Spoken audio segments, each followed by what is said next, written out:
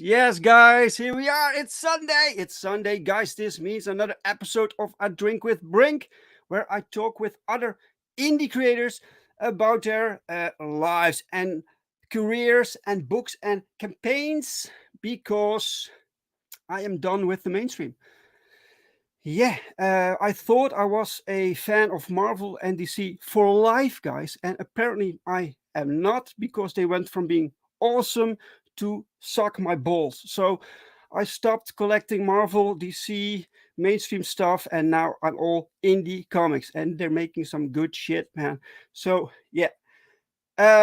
Okay, I hope you're all having a great Sunday. I'm a bit out of breath. I'm a bit under the weather, as they say. So I sleep a lot. And my vacation just started. So tomorrow officially my vacation starts, and now I'm sick. So great timing.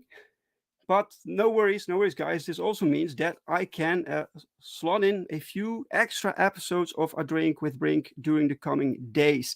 So if you're a creator and you have a campaign and you want to promote it here on this channel, just reach out to me on my Twitter. The description is in the link is in the description.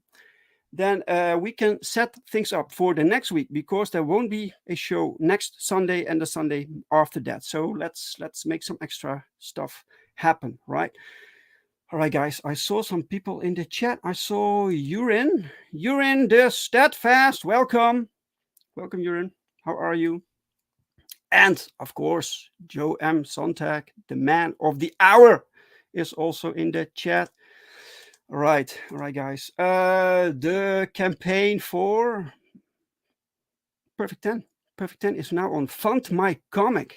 FundMyComic, guys. It's a brand new platform. It's live for like 3 months. The platform, right? 3 months. It's going pretty well. You have some awesome campaigns there. One of them is the Second Chance campaign of Perfect 10. So if you've missed any of the previous campaigns, you can get all 3 issues now on FundMyComic. Check it out. I have the link in the description also. And because all the books are done, I can ship things out immediately. So you do not have to wait until after the campaign, right? So yeah, get on board, guys, and share the link with everyone.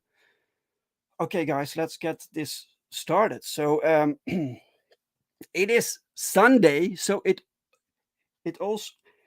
only makes sense that our guest is called Sonntag, right? So let's just bring him on to the show. Wait, before I forget, here we go. And we have another guest, surprise guest, guys, surprise. So we have welcome to the show, Joe Sonntag and Kayla Adrian.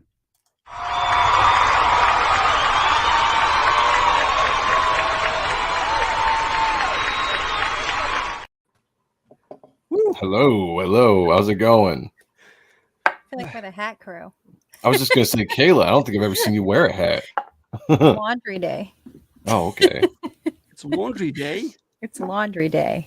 So you always wear hats with laundry day? Apparently. We don't want to get dressed. So you just put extra clothes on during I didn't want to do my hair. So. Oh, right. Right. Interesting. Yes, Sonntag does mean Sunday in German, so it's pretty cool. Yeah, Sunday, Joe Sunday is what they call me. No, they don't, but actually, Sunday, also, I am a minister. Just so people, if you know out there, I'm a registered minister. That's right. So I can perform your weddings, all that kind of stuff. Right. So today should be your rest day. It should be. Yeah. I mean, it kind of is. I usually try to take Sundays off for the most part and spend time with my family. I try to do that for most weekends unless I'm really cramping. I'm trying to get more work done. But recently, over the last, 6 months or so, I've tried to dedicate more time to the family on the weekends because I'm spending so much time working on the book and streaming as well with Akba and ANS on my channel. It's like try to really free up the weekends to hang out with my wife and my daughter. Yeah, right. Sure. Welcome, Joe. And Kayla, nice to meet you also. Nice to meet you. Yeah, so cool that you could join us today, last minute, right? That's great. Yeah, very last minute. That's how my life works. Yeah. Busy. So you two work on this book called Reaper Destroyer, right? So what's the role? What's the role here? I hired Kayla to come on and do a story for the supplemental book for the campaign that she wrote and absolutely knocked out of the park. And so I enjoy having her on these streams when we promote the book because she can talk a little bit about the supplemental, since there are two different books now on the campaign as opposed to just the one. But the primary book is written by me, art by me, and then I have edits by Mark Polton, who is also helping me out with the script as well on the main book of Reaper Destroyer. All right. Okay, so before we dive into that, I almost forgot. I see you drink something, Kayla. So I need to start with the question. It's a drink with Brink, right? So what are you drinking, Kayla? I'm just drinking diet soda. Diet soda. All right. What about you, Joe? I do have some Jack Daniels here, but otherwise it's water. Water. Yeah. It's very warm. Because it is warm, yes. It's best to drink water right now. We were talking about it before we went live. Yeah, it's pretty warm here. My air conditioning broke. So, yeah, I've been trying to drink double up in the water as much as I can, not be dehydrated. Exactly. Right. Okay, so let's start with you, Joe. Can you tell us a little bit what got you into producing comics? So did you read comics before this? What's the story? Yeah, long story short, I've been into comics since I was, roughly 8 years old. I've been drawing since 10 years old. Always had a love for comics. I grew up in the 90s, which I think was one of the most fun times for comics, comic art. All my influences come from the 90s artists, 90s characters. I saw it was a very free movement time for story-wise, character-wise. People were just putting stuff out there. It seemed very inventive, just exciting, inventing time for characters.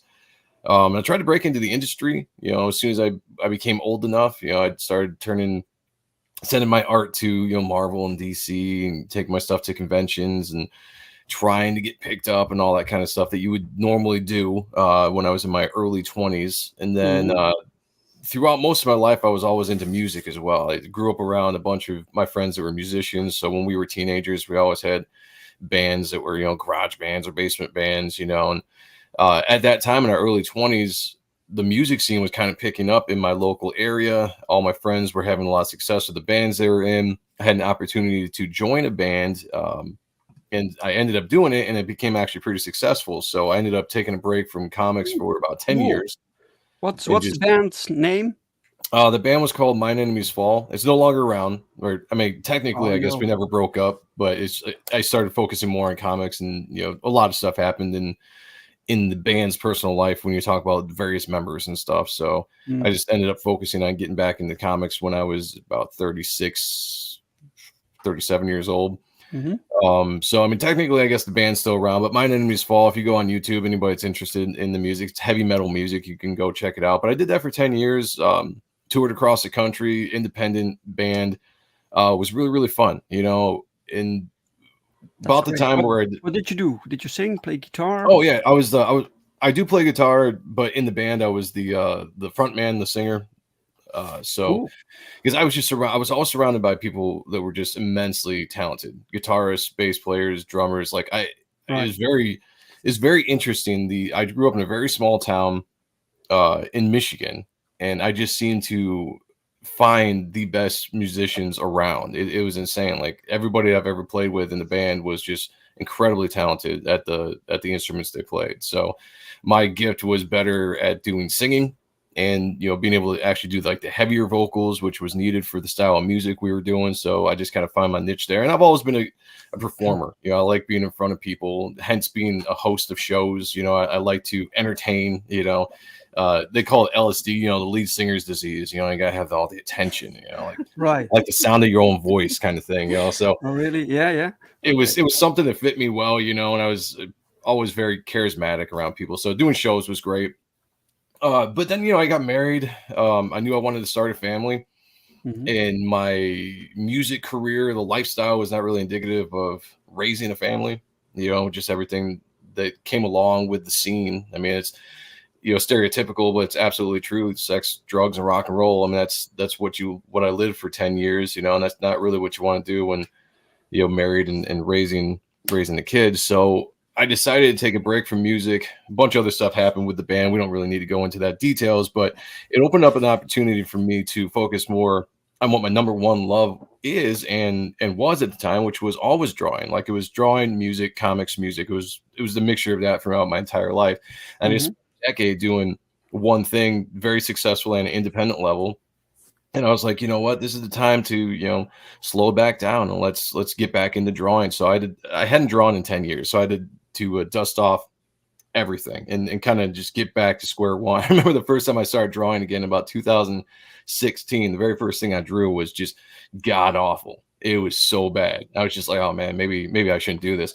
But I was extremely determined to get back to where I was before I stopped drawing, and then to continuously get better.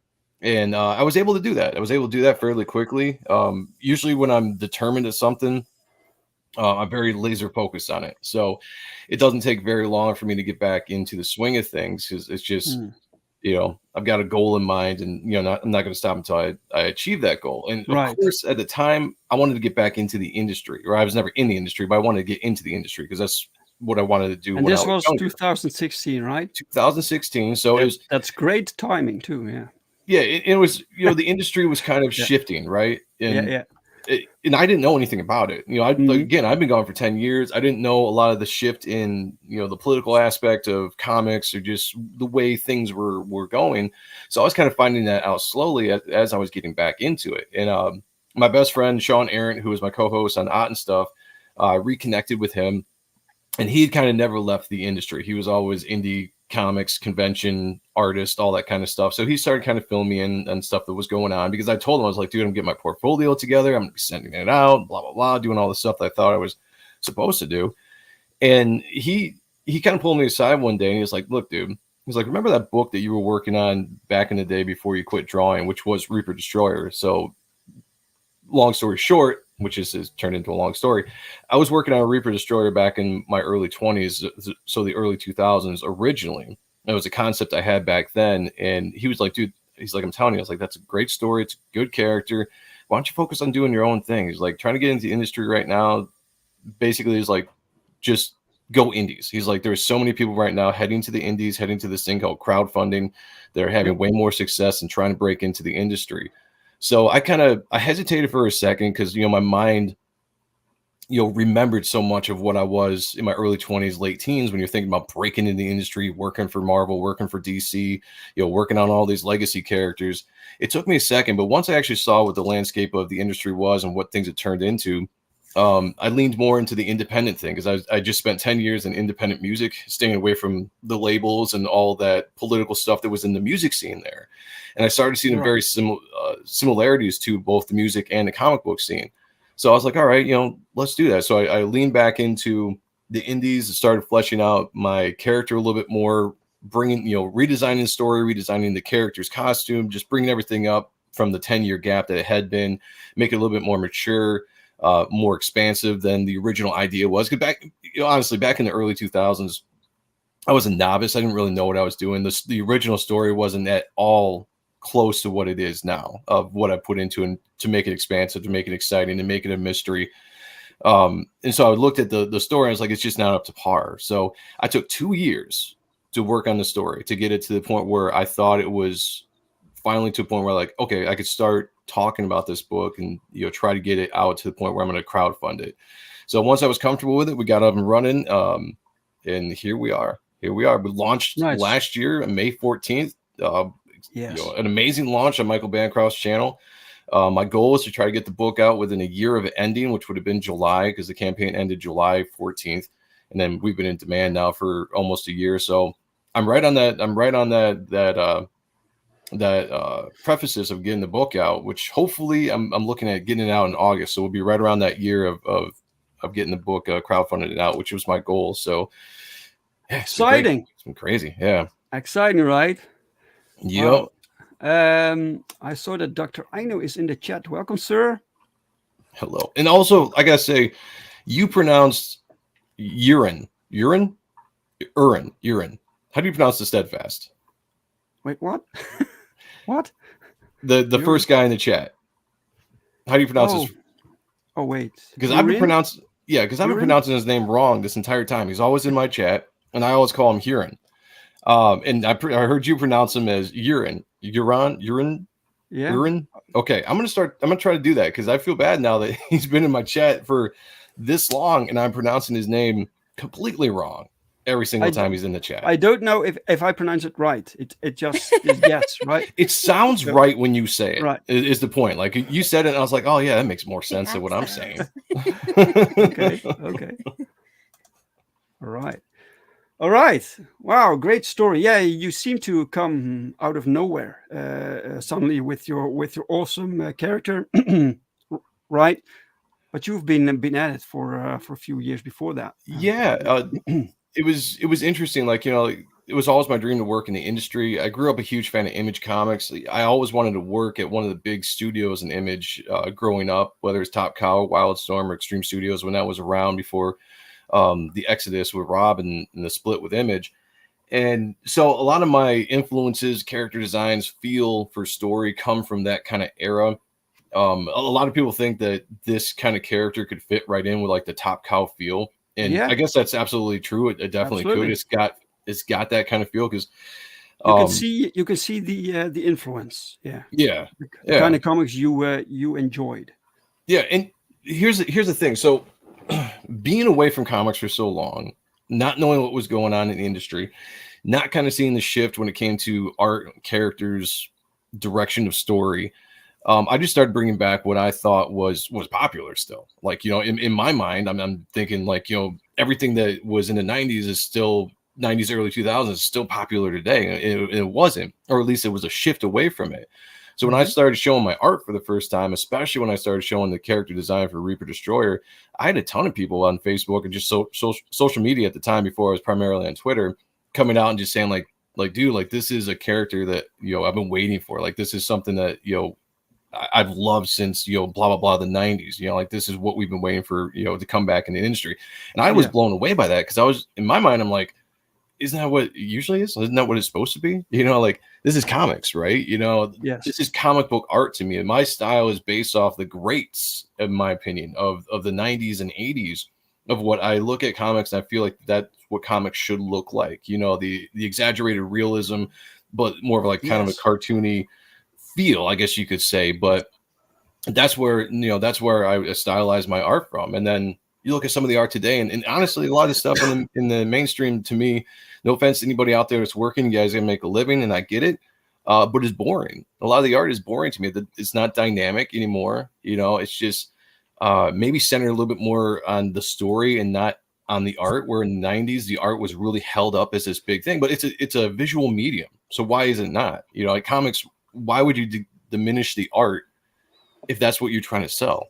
You know what I'm saying? Like, you know, Yeah, exactly. Otherwise, you write a novel, you know. But if you're making comics and then focused on that art, you know, great story, yes. Make sure the story is good. People gotta get held there with the story, but that art should be the thing that brings you in, pulls you all the way across the room when you see a comic on the shelf, and makes you want to walk all the way over there to see like what the hell was this, and pick it up and keep you there. Right. Like that's my whole thing. Right. That's the difference between making comics out of passion. You have passion for the medium, Yes. for art, for storytelling, right? And nowadays, these people that work in the mainstream, they have no passion. You don't see any passion on the page. That's what it seems like. Yeah. Yep. Welcome, Wyatt Eastman. Hail, Wyatt. Welcome, sir. Out of nowhere, he fell and bumped his elbow one day, and now he can draw like a madman. I wish that was the case. But I appreciate you. That's your origin story. Stick with That should be it. Yeah, like that. I'll just start saying that from now on. Yes. Joe cleans up pretty good too. Oh, thank you. Because he said Kayla's looking good, and he just wanted to make sure that I wasn't left out. My For the bum balance, look. right? Yeah, My so bum I look appreciate rules. it. I think Right. the mainstream is lacking both.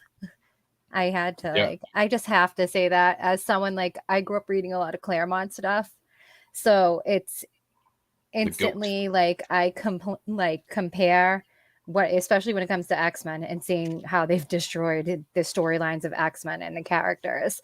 I compare a lot to Claremont's writing, and it's not only the art is not great, the interior art, because there is still some great cover art out there, I will say, in the mainstream, but the interior art, it's just lacking, and the storylines are lacking as well. It's just all around bad. Yeah. Right. So you were a fan of Claremont, you said? Did you? I'm still a fan of Claremont. Yeah. I love him. Right. He's like So did God. you read like X-Men, other superhero stuff? What were your favorite titles? So my dad collected. So I grew up Right. around comics my whole life. So like we were more of a Marvel household. Mhm. But then my dad got into things like Wetworks, and he had Spawn and Wildcats, so all of that. But X-Men, that was my dad's main thing. Fantastic Four, the Silver Surfer, the Hulk, all that classic Marvel stuff, Right. pretty much. We didn't really do Avengers. We're not an Avengers household.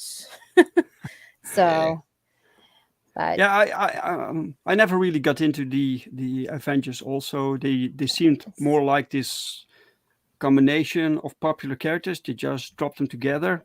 mhm. It didn't feel like a cohesive team to me, you know. Yeah. But nevertheless, so Yeah, the Avengers were weird to me. Like I was, before Image came around, I was definitely a Marvel guy. You know, I liked Superman and Batman; they were cool characters. But like the art for a lot of it didn't really pull me into the story at that time in DC.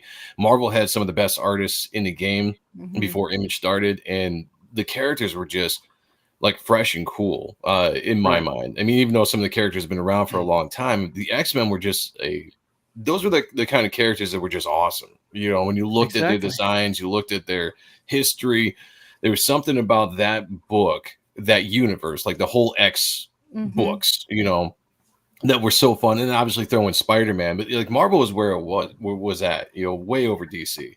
And then the reason why I like Image Comics so much is because it felt like a version of Marvel that was pushed up to 11. You know, it was more mature, darker characters, more violence, you know, more sexual situations. Like, you know, you went from PG-13 at Marvel to R with Image Comics. And as a teenager, as someone that was like, you know, 10, 12, 13 years old, when all that stuff was going on, like it hit me at the right point, because I'm just, you know, maturing as comics were maturing. And I was just like, man, this is beautiful stuff. And it stuck with me so much To this day, you know, like I still can read comics back from that time and absolutely feel as excited now as I did then. Looking at the art, you know, reading the books are here nor there to me, honestly. Like I've said this before, and I'll be completely honest. Like I like the art, the art in comics is what brings me in. I will read the stories, but what's real, you know, I follow artists more than I follow characters, and that's just the honest truth of it, you know. So I will follow my favorite artists no matter where they go, and it's the art that the sequential storytelling of comics that I love, because you could get the gist of what a comic is without having to read all the script. You know, I could skim through the script and understand exactly what's going on in the story, and then just be in love with the art. And that's, you know, as a reader, as a writer, I put a lot more into the story. So a lot of people are like, oh man, I'm worried about the story of Reaper Destroyer. Don't be. Like I put a lot into writing because I like telling stories. But when it comes to comics, for me personally, I just love the art, man. Right. Like I'm in love with the art. It's hard to explain. Like it's a passion of mine just to get lost in the line work of my favorite artists, you know. Sure. Yeah, I have the same thing. You want to see awesome stuff, right? And beyond that, you also love to read a cool story, you know. But but early Image was kind of lacking with stories, to be honest, right? But the art was always spectacular, like the rule of cool, you know, just had to look awesome. And the story was kind of meh, but later on they pick things up in that department also. When they started bringing on, you know, proven writers into Image, and you know, going a little bit more that way and establishing some better story arcs, I guess you could say, right? It definitely brought more of a legitimacy, I probably, to those characters. To me, though, like I'm very simple, and I've said this before. Just entertain me. It's the same thing in movies.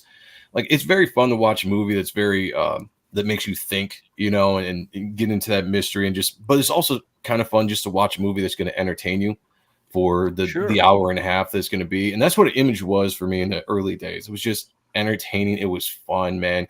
The stories weren't horrible, you know. They weren't on like groundbreaking level, but like the early Wildcats, the Youngblood, the early Spawn, you know, Savage Dragon, they were just fun comics for a teenager to read. It doesn't have to be complicated. It doesn't have to be Shakespeare, you know, just exactly entertaining. That's what we're doing. We're entertaining people. I want to be entertained, you know.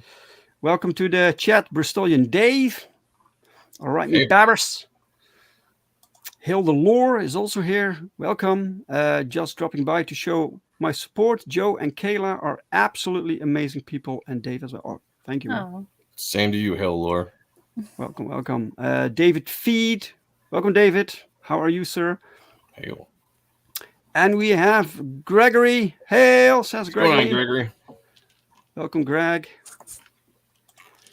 He says Image had some decent writing. The Max, for example. Yes. Yeah, the Max was great. Of course. Yeah, I think it gets lumped in with just the revised kind of look back at what Image was. Now people are just like, oh, Image writing sucked.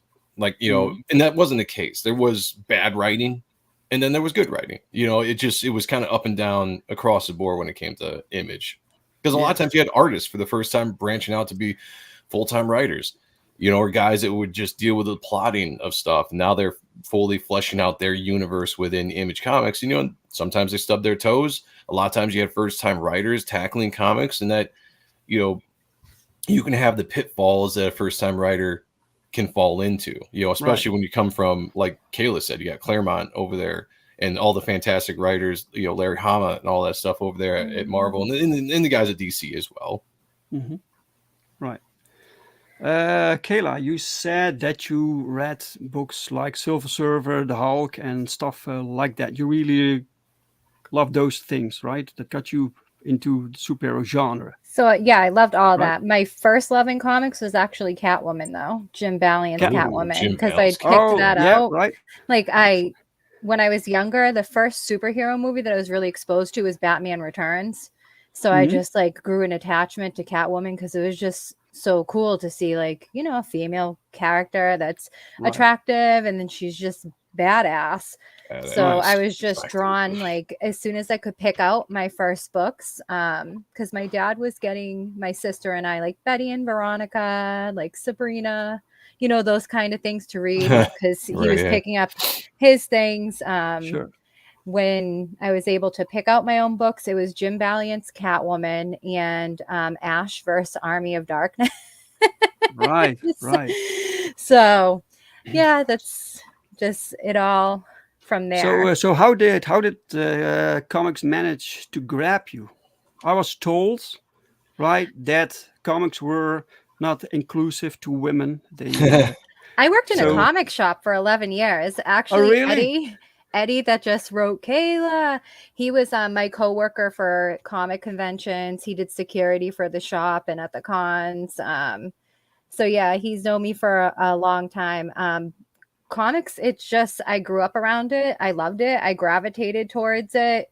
I never really dealt with any issues like that. It was very rare.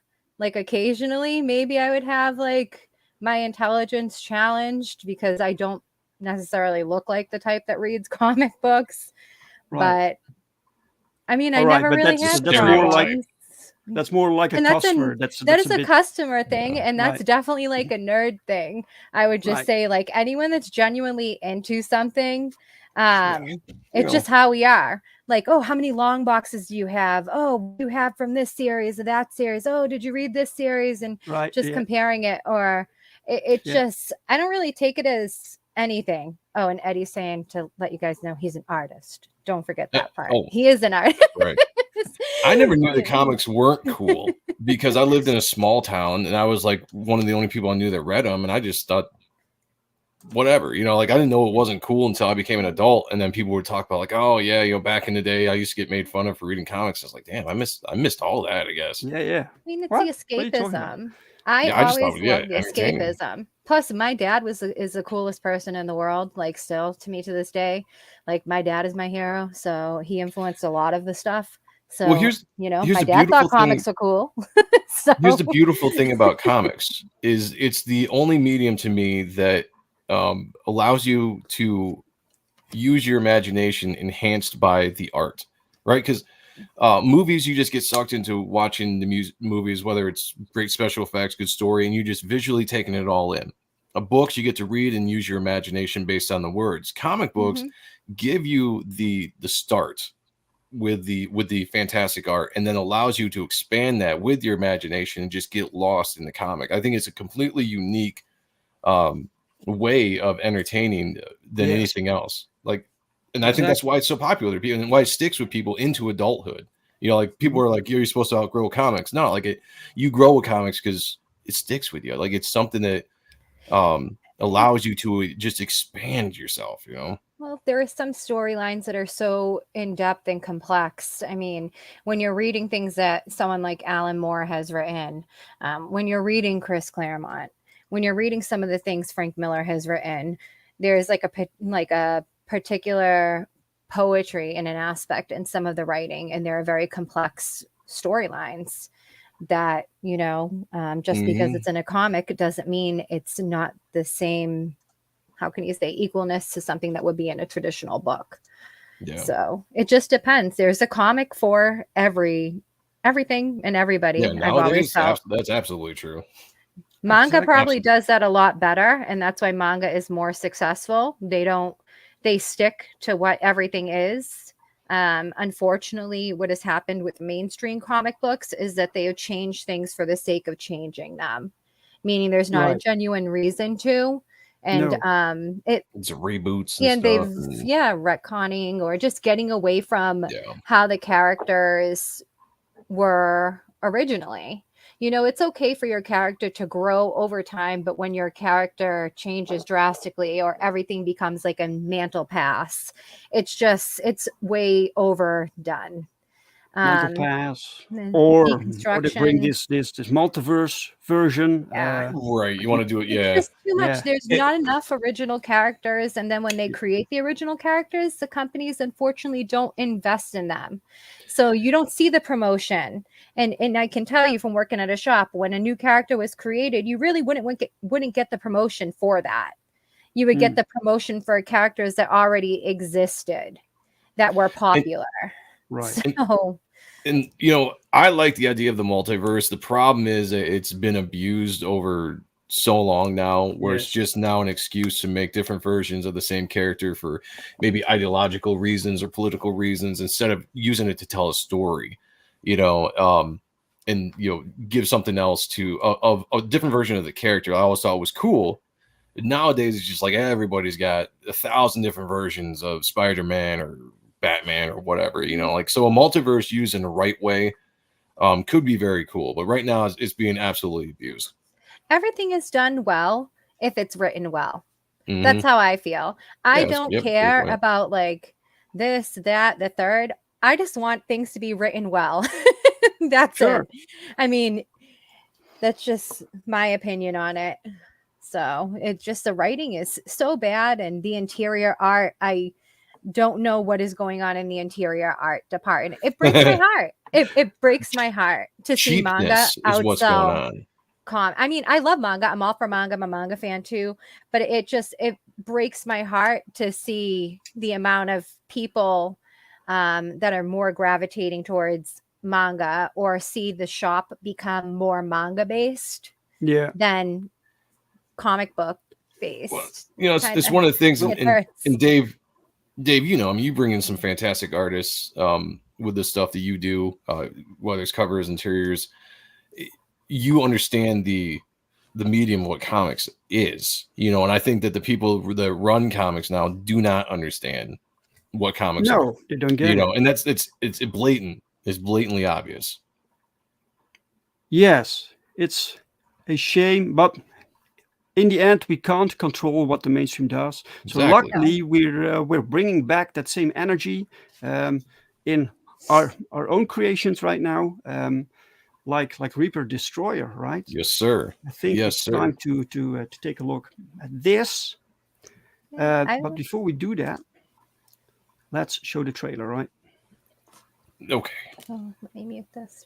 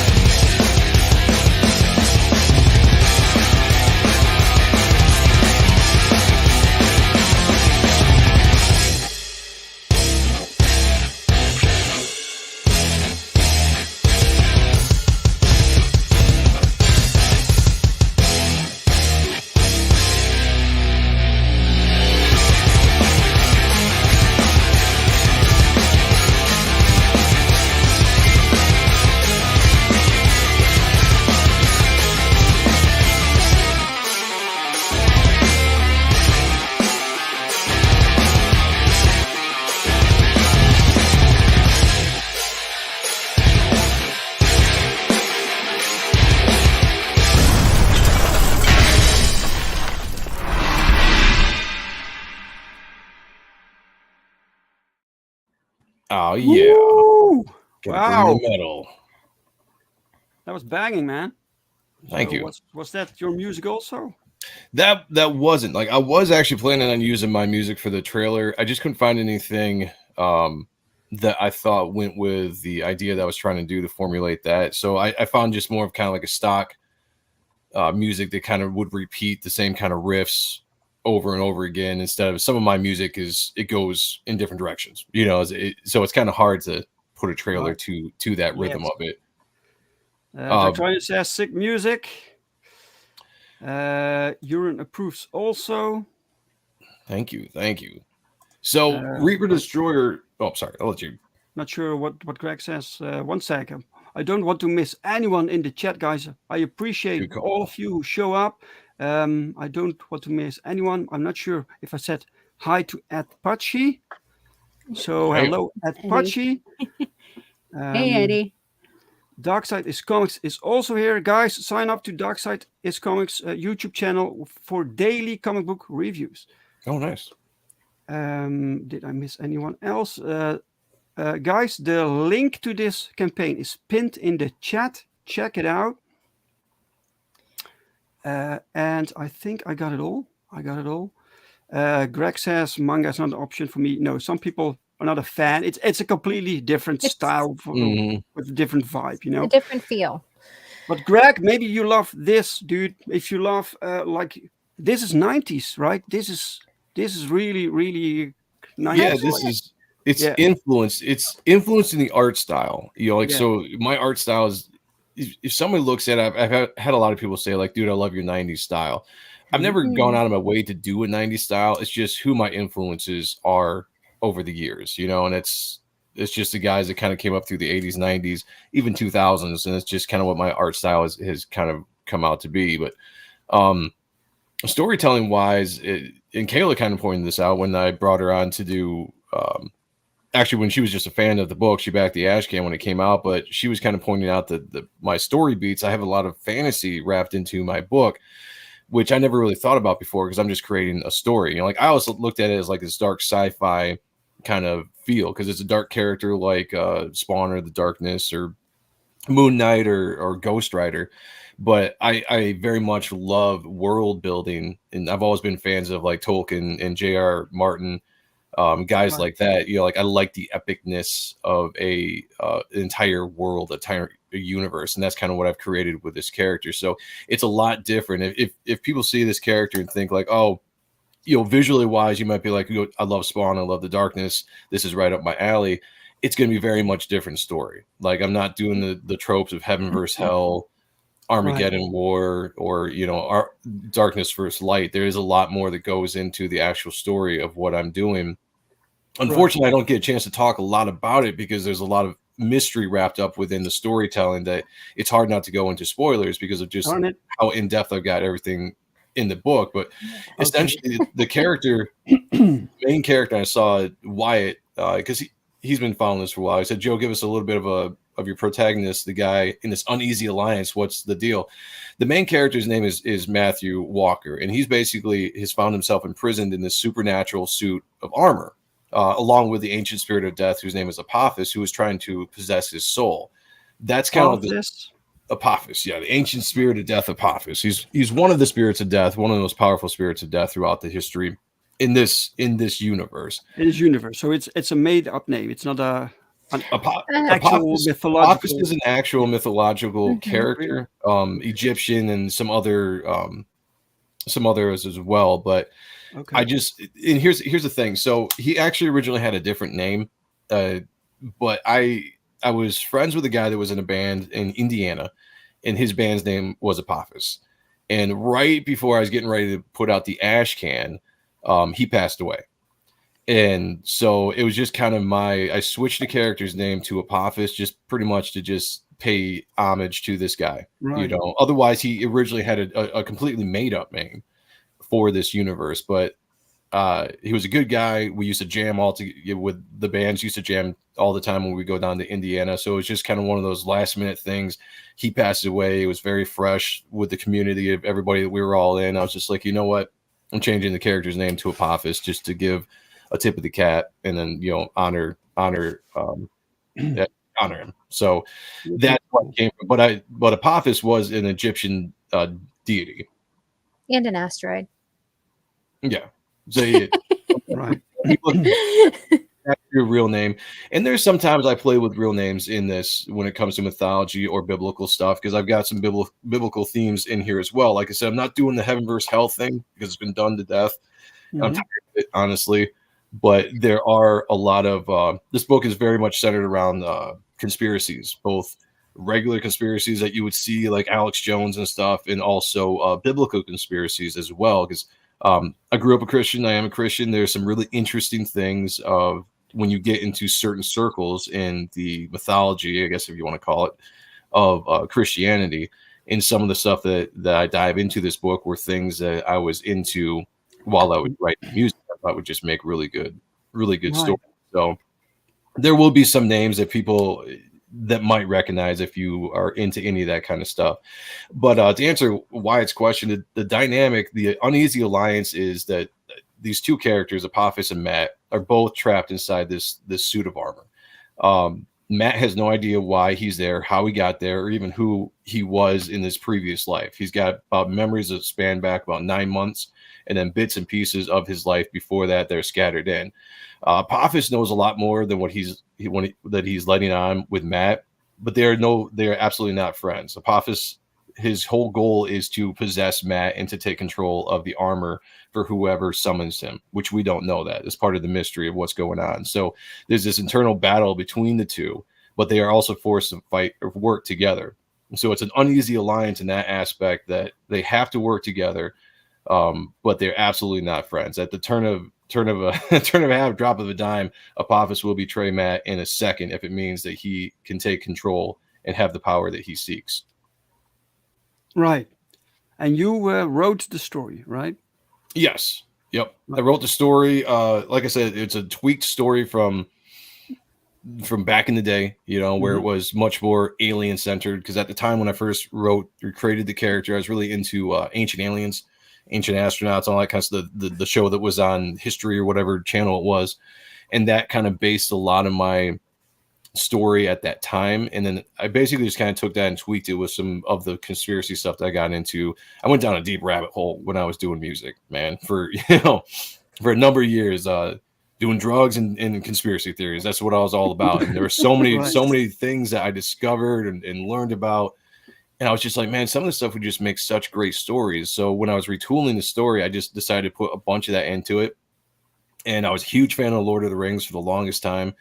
This is before I'd gotten into Game of Thrones, and I wanted to create a mythology. I wanted to create ages of the earth, and I didn't want to have to be bound to like real world. Like it takes place in New York City, but it's my version of New York City. So it's not necessarily the events of the world that we know are going to be reflected in this book. It's my world, my creation.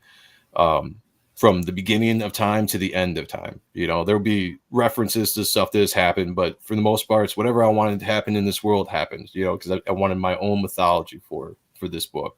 Wow. That's fantastic. I saw Rex jump in the chat. Welcome, Rex. Hail. How are you, sir? That's fantastic, man. That's absolutely phenomenal. So what were your greatest challenges with writing the story? Did you need a lot of help from a few angles?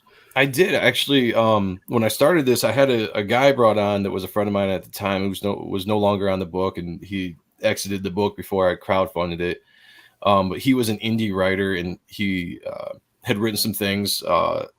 And he was always a big fan of the Spawn and Darkness, and he really liked my concepts. And so I brought him on to help flesh out the story, because at the time I still was kind of figuring out pacing, character development, and things of that nature. Like, I had the concept, but I didn't know how to get from A to B, and that was always what was stumping me with actually writing the book. Because I was like, I don't know what to do with this. I have all of this, but I don't know how to formulate it into an actual story.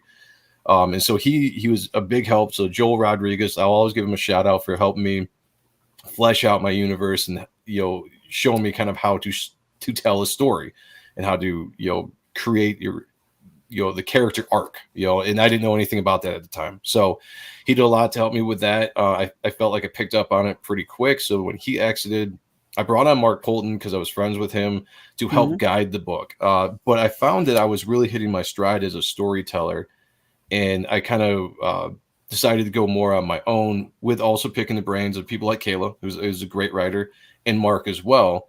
And they've both kind of gone over the stuff that I've done story-wise, idea-wise, So I bounced my stuff off a lot of people, but that was the most challenging thing. But I got back to the point of just, I enjoyed doing the storytelling by myself instead of having an actual writer on the book besides me. Right.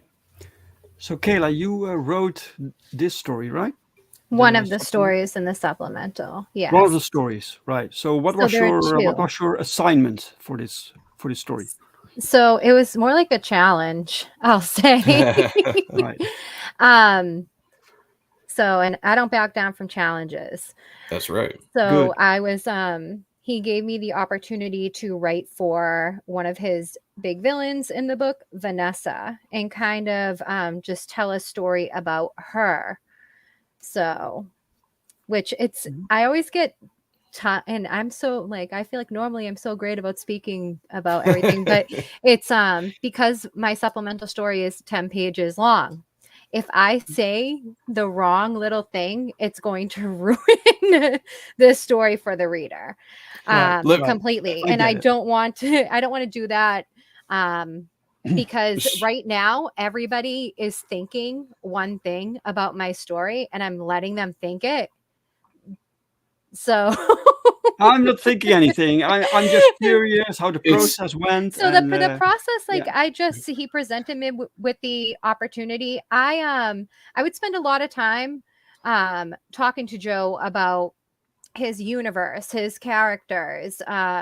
When I backed the Ash Can, I contacted him. I was doing Kayla Cuts Deep then for Death Curse, and I wanted him to come on for an interview, but I was just so into, like, the art was amazing, but I was very impressed by the story. And it's very hard to win me over story-wise. So I was just very intrigued by some of the narration that was in there, and just I wanted to know more. So I started asking him so many questions, which that's kind of become the norm with mine and his relationship. And I just wanted to pick his brain on everything about the world he was creating, the characters, the universe, where he was going with this. So we just kind of hit it off. And then I was allowed to come on Akba. It somehow worked out. So I ended up coming back. I was invited back. So now I'm there. And we spent a lot of time, like, after the show, just talking and about the story. And he just kind of presented me with the opportunity after I read him some of the stuff that I was working on, like my own personal stuff I was working on. And yes, and I said yes. It sounds like a marriage proposal. With Kayla, it was awesome because she was like, I don't care about spoilers. I was like, cool. So I dove into and just could tell her exactly about what I was going on, background stories on all my characters, where I was headed, what the story arc was, my future plans, because this is an ongoing book. This is the first issue of an ongoing book, first 4-issue story arc. And she actually fell in love with quite a bit of the characters and identified with a few of the characters that she really, really dug. And in that aspect, I took somebody that loved the characters, loved what I was doing, and wanted to tell a story with them. And I gave her the reins to tell the story of one of the characters, which is going to be coming up in the next campaign. And when I decided to do the supplemental book, I wanted to do some backup stories of some of the characters that don't have as much screen time, so to speak, in the issue 1, but I wanted to flesh out their story a little bit more. So the supplemental book is about Apophis, and it's about Vanessa.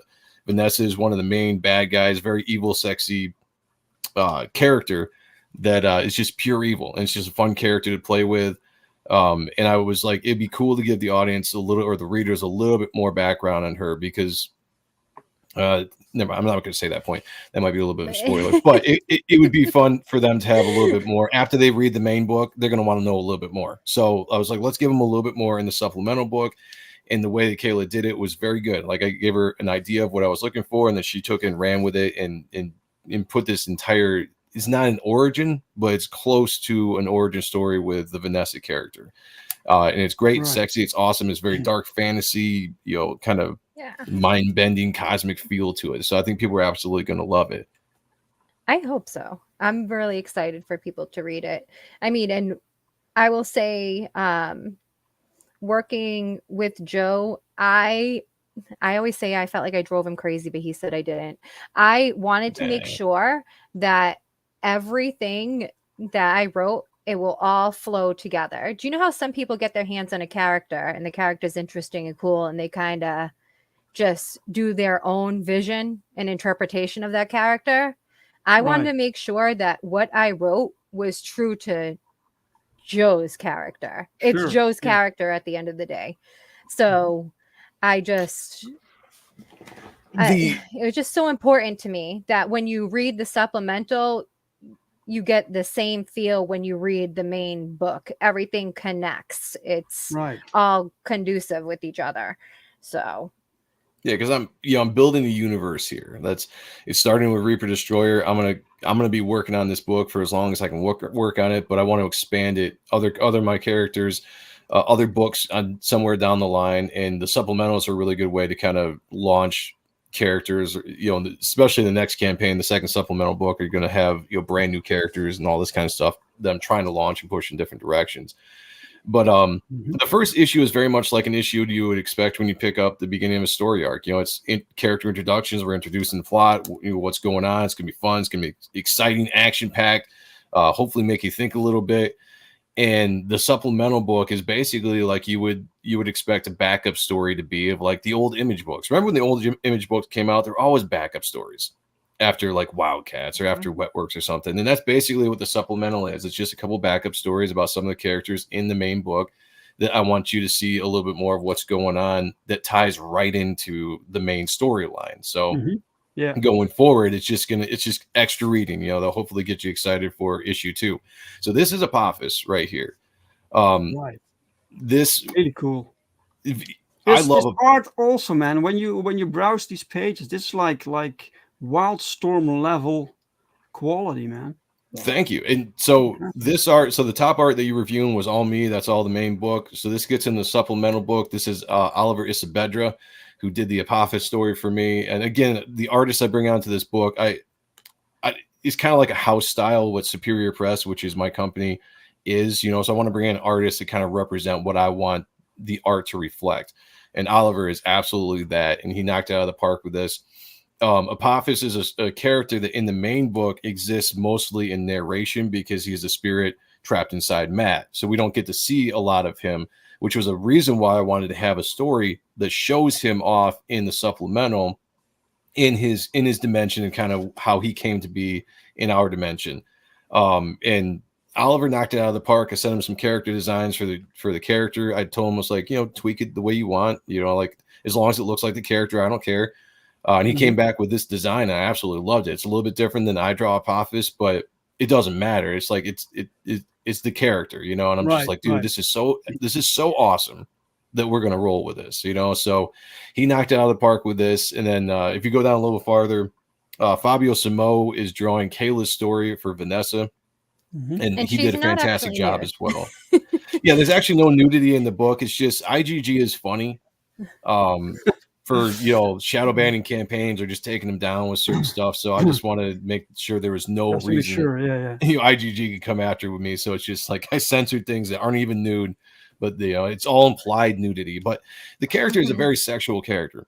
Even in the main book, she uses her sexuality as a weapon amongst just being an immensely powerful, ancient character. And this story takes place in the time before time, as I like to kind of say.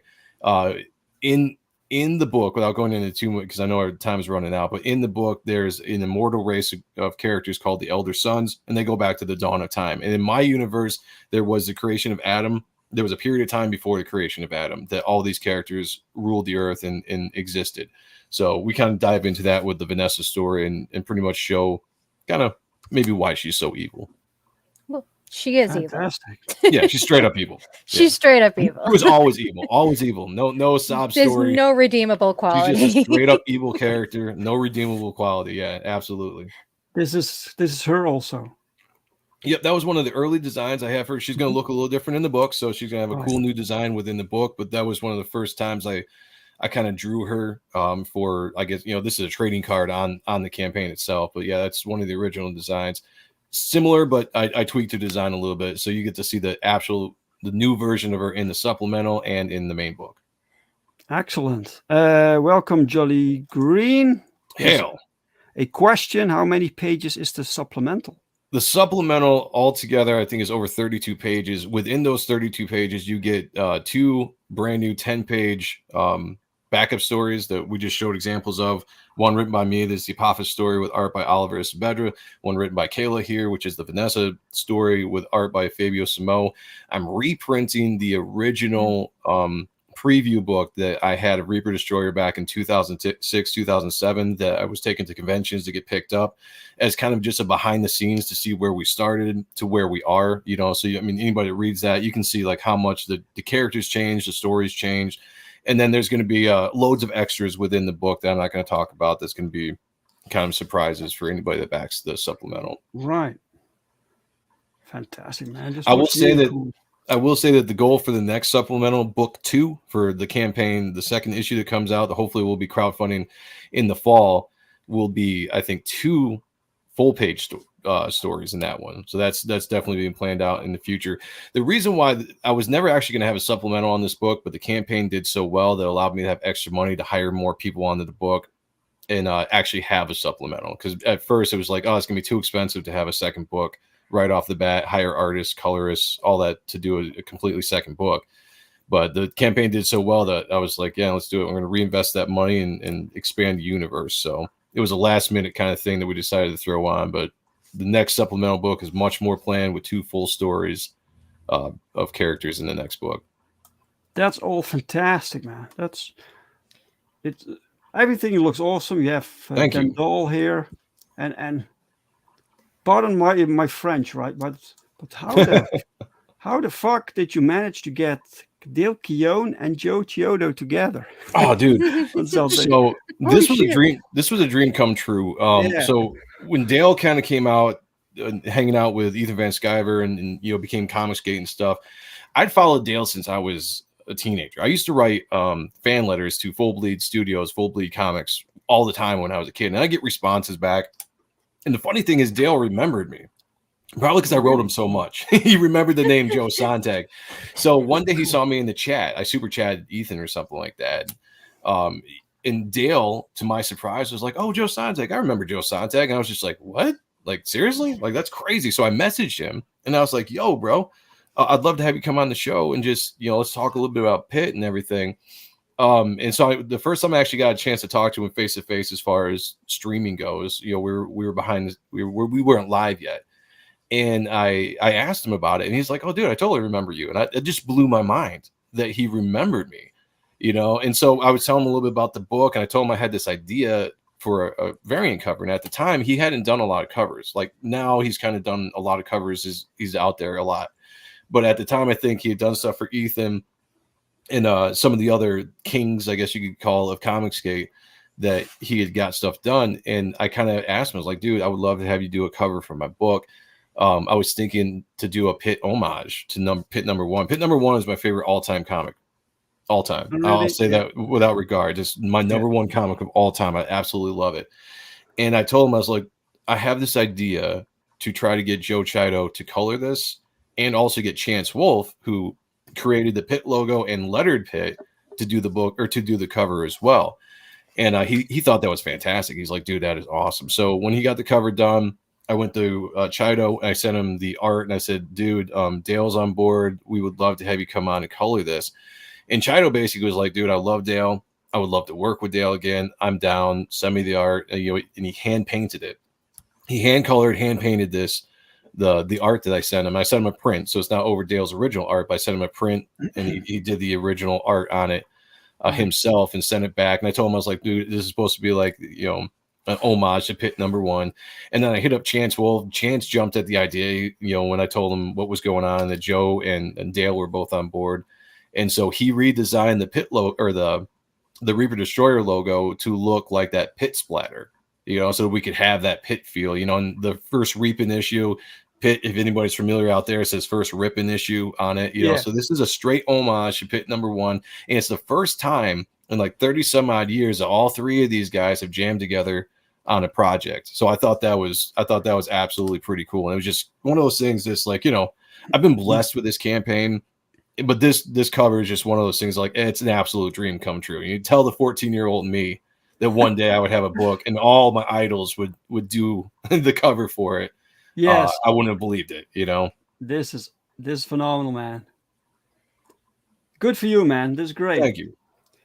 All right, let's go through the perks quickly, right? So what you're offering here, so people can get the feature tier is the supplemental book itself.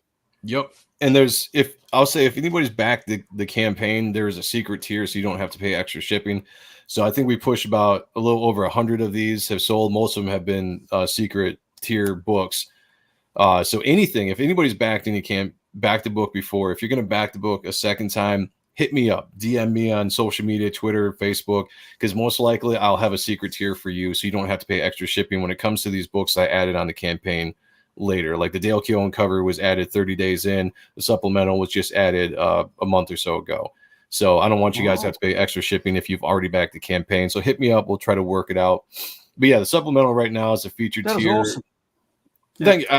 I can't take full credit for it. I saw Professor Murph do that on his campaign War Party. I was told about it, and I thought that was a fantastic idea for people that have already backed to not have to be gouged with extra shipping. And so I was like, yeah, I'm going to do that too. So I can't take credit, but I'll say, you know, it was a great idea by him, and I'm implementing it here. Below that is my cover, which the colors still aren't done. If anybody knows, Kyle Ritter was the one coloring this book. Still hasn't got the cover done. Things are going on behind the scenes with him. It's not my position to talk about, but that's the preview art of the pencils, and then the inks are down below by legendary Top Cow inker Matt Banning inked that cover. Absolutely gorgeous. Below that is the one of the variant covers also by Shelby Robertson, who did the entire cover. Cool. He did the entire thing. Absolutely beautiful. It's one of my favorite covers. Yeah, and then we do a black and white line art edition that's going to kind of be a treasury edition, same size comic. It's not going to be like 11 by 17, but it's basically the original pages all scanned, blue line, any notes I made on the pages, you know, all the behind the scenes notes. I don't think it's going to be script. It's just going to be straight, just black and white treasury edition. So you can see the line art of some of the fantastic inkers that we have in this book, like Bat, Weems, Marlo Aqueza. I'm doing some inking in here as well. Plus the lettering, right? I don't know if I'm going to do the lettering on this because I was thinking about doing it, but I don't think I'm going to have script on it because I wanted to go more of the treasury edition. So it's straight up just the line art. And I didn't want the art to be covered up by the words. You know what I'm saying? Okay. So this is basically for art collectors that love the black and white version, so we can see all the fantastic line work that is in this book, because there is some absolutely beautiful work done in this book. Detailed, so yeah. And then below that is Dale Keown cover, which at the time it wasn't finished, so there's just a preview of it, but you can see what the cover is going to look like, the mock-up there. One. Yep. And then we do have a couple statues available, a black You have version a statue? And a gray, but they're like 2-inch statues, and I'm going to be honest with everybody on this. I'm still trying to get the print of the statues right, because it's 3D print. The file looks fantastic by who was it did that? Shadowpunk designed it, did a fantastic job with the file. It looks beautiful, a lot of detail, a lot of detail. So I'm charging $45 for this statue. So if it's something that I can't get corrected by the time we go to fulfill, I'm not going to go through with it, because I'm not going to charge you guys money and send you out something that isn't up to my standards of what it should be. So if that's the case, whoever gets the statues, I will refund the money to the statues, and then we'll keep working on it and hopefully maybe have it on the second campaign. But it's just, I want to make sure that anybody who backs this book gets what you pay for. I'm not going to try to put out cheap stuff or just put it out because it is what it is. Like, I want you guys to come back, know me. I'm very honest with everything that goes on with this campaign. So I'm just giving that spoiler out there to anybody that might see this new. They are available, but if you back it, there is a chance I might refund your money and keep on working if I can't get the print exactly the way that I want it to be, you know. And I've got an example, like I've got an example here that came out good, but there's tiny little things about it that I don't quite like, you know. So it starts out looking good, but it's kind of hard to see, but there's a lot of tiny little detail and teeth and stuff in these characters, and some of it just prints out wonky. It prints out sideways. Some of it is not there. Oh, wow. And it's just like, you know, if I'm a collector, that would bother me. If I paid $45 and I got something that looked just like this, I'd be bothered. So I want to make sure that you guys get exactly what it is I'm advertising. Right. You're a perfectionist. That's 100%. Yeah, absolutely. I'm perfectionist. Absolutely. That's good. And I got some variant covers. I've always been a fan of variant covers. You know, some people are, some people aren't, but I wanted to put the option on the campaign. I think sometimes without the dressing, the cover just looks really, really good with just the image on it. So there's a 2-pack there available for the main cover and Shelby's variant cover. Below that, if you want to get if you haven't backed the campaign at all, this is a good tier to get, because this has the regular book with my wraparound cover, and it's got the supplemental book in it, 2-pack. The triple threat is basically the black and white, my cover, Shelby's cover. Right. And then the Reaper tier is the my cover, Shelby's cover, and then both variants of the covers. Sure. Right. Just try to package things up as best I can for if people want to bundle stuff. You know, it kind of gets confusing, but you know, it's just whatever. Try to make something for everybody. And then the Destroyer tier, which has been very popular. We've got almost 100 of those backed. Is everything, including the exclusive full foil ash can that will only be available. It will only ever be printed with the number of Destroyer tiers. So at this point, I think we've got 88, 89 Destroyer tiers altogether back. There will only ever be those 89 ash cans printed. So it's going to be a very rare collectible that's only exclusive to that Destroyer tier. Plus, it comes with every single book that's in there, all the stretch goals, all the prints.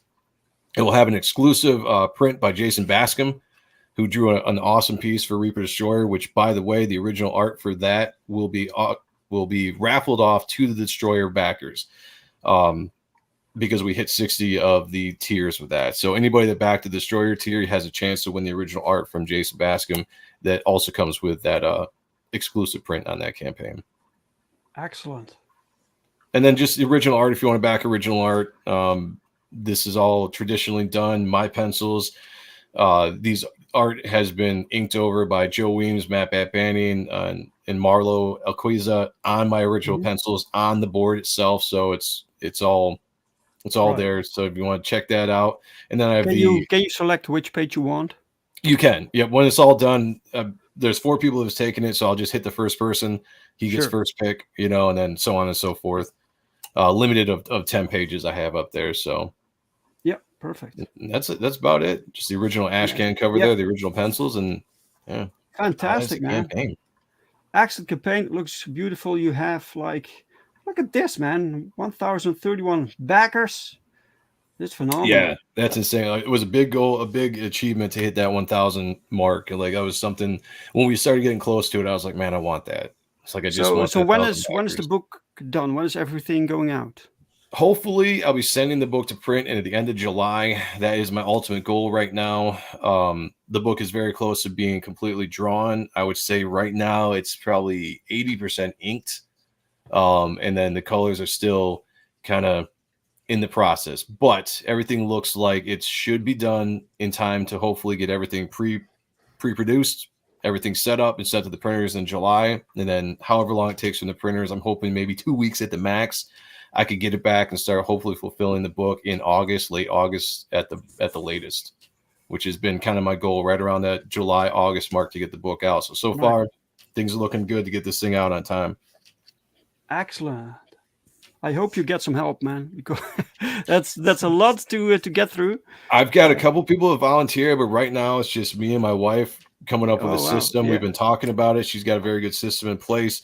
I got a couple people like Jay from Desolate Soul Studios, who lives over in Canada, said he'd love to drive down the 6 hours or whatever, hang out for a weekend, helping out. And I was like, dude, come on, I'll take the help.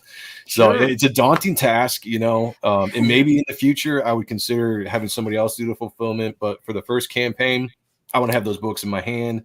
I want to send those packages out. You know, I want to have everything to do with it. So exactly, man. A lot of work, but you know, looking forward to it. Guys, the link to this campaign is pinned in the chat. It's also in the description of the video. Please check it out while you can. 1,031 backers. Let's refresh for a moment. 1,031 backers. That's excellent, man. Thank you so much. Congrats, guys. Phenomenal. Well, I appreciate you having us on. This was definitely fun. I didn't really drink, but it was fun. Yeah, me neither, but that's cool.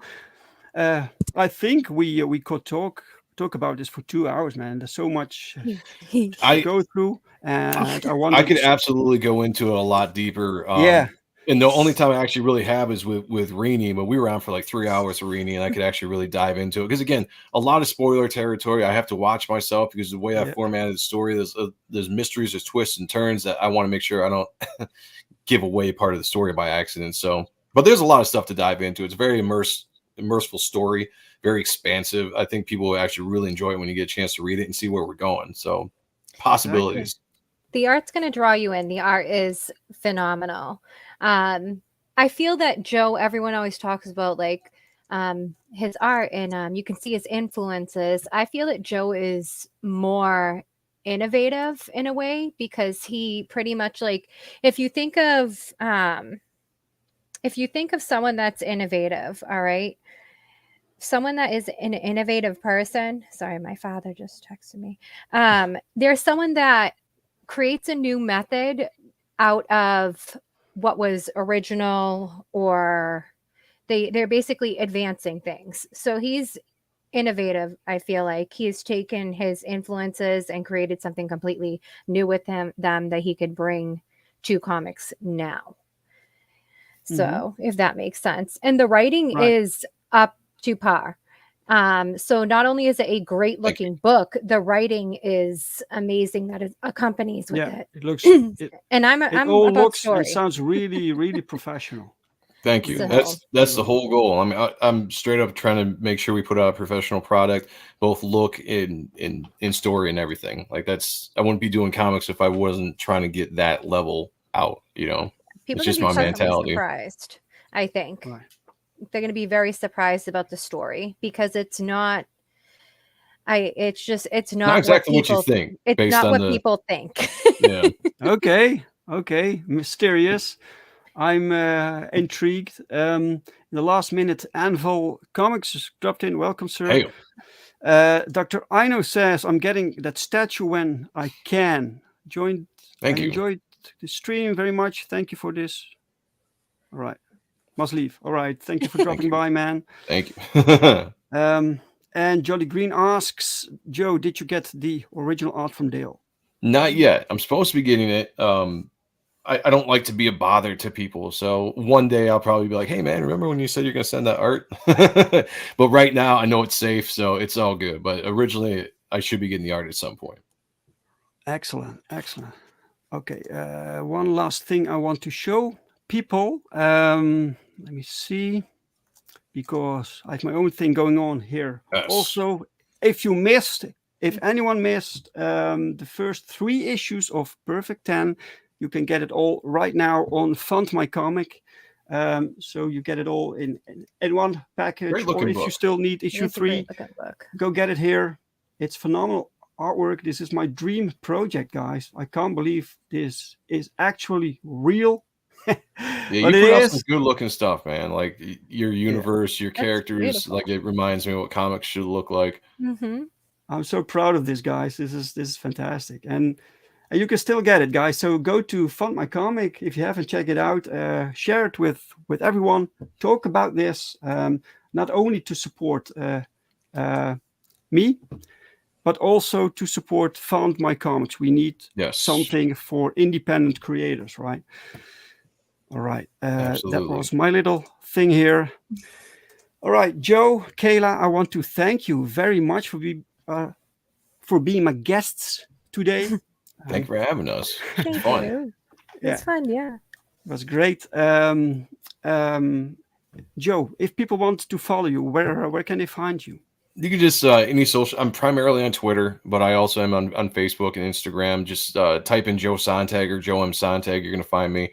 I have my own YouTube channel under Joe M. Sonntag. We do a show on Tuesdays called Appreciating Comic Book Art, or we call it ACBA, with Kayla and my best friend Sean. We will look at awesome comic book art and just, it's 3 friends looking at art, having fun, bantering back and forth. It's a good show. And then Art and Stuff on Wednesdays at 11 with Sean, where we kind of do stuff like this. We'll have independent creators on, talk about their books, talk about what's going on in the industry, talk about art. The whole channel is really centered around art. So pretty easy to find. Just type in Joe Sonntag. Excellent. Kayla, if people want to follow you, where can they find you?